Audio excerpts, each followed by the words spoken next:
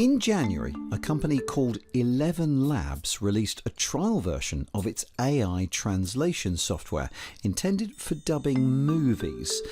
It went viral, but not in the way they'd hoped.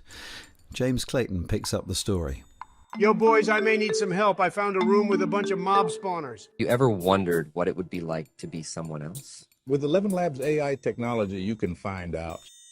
Given a minute of anyone's voice, the software can quickly put together an imitation. Within days, people were imitating celebrity voices, making them say things they'd never said. I just think I would love to get ratatouille. Ratatouille? Like have a little guy up there, Excuse me? you know, making me cook delicious meals. This is the point where I tell you that you're actually listening to an AI voice. But it wasn't exactly the most convincing voice. This is it.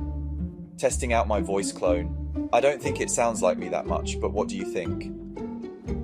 I'm going to record here too, just to, to have them on. My producer Ben and I spoke to the CEO and co-founder of 11 Labs, Mati Stanishevsky, for the company's first broadcast interview. So I had a go at mimicking my own voice, and it was sort of reasonably successful, although it seemed to have a bit of an Australian accent. Majority of our work is based on public domain data, where majority of the voices and the work that we have actually US American accents.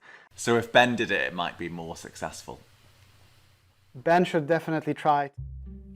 The company's terms and conditions are clear that you can only clone your own voice, but not everyone has abided by its rules.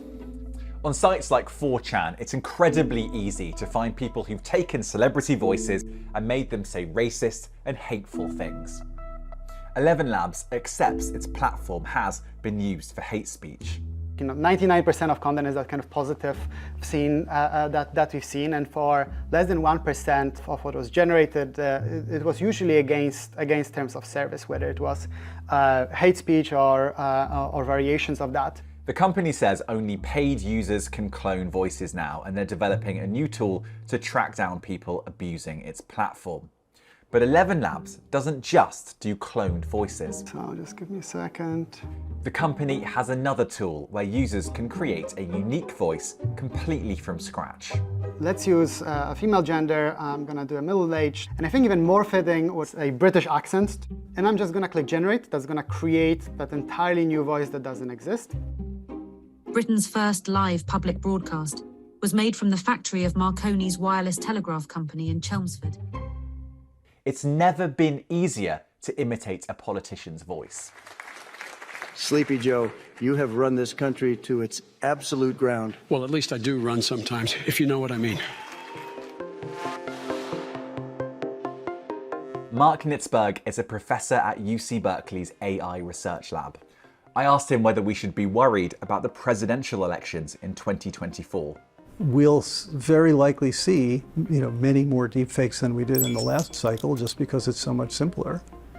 And I'm not sure what measures we are taking to counter what effect that might have.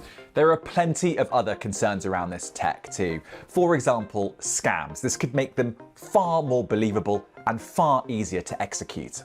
The Federal Trade Commission put out a statement in March warning people that scams imitating relatives can now be incredibly convincing. 11 Labs themselves say that as AI develops, people are simply going to have to learn to trust voices they hear and things that they see less. And kind of the wider education is just making sure that people across know that as we think about audio, as we think about text, as we think about images, a lot of the content that's being created is likely or could be AI generated. And it's important to know that this might be the case. One needs to, again, take this approach where we think about what we want in a society before we allow the release of these tools. Voice cloning for the public is here to stay. It's very difficult to see how this is going to be put back in its box now. But this is clearly disruptive technology that can be used for both good and bad.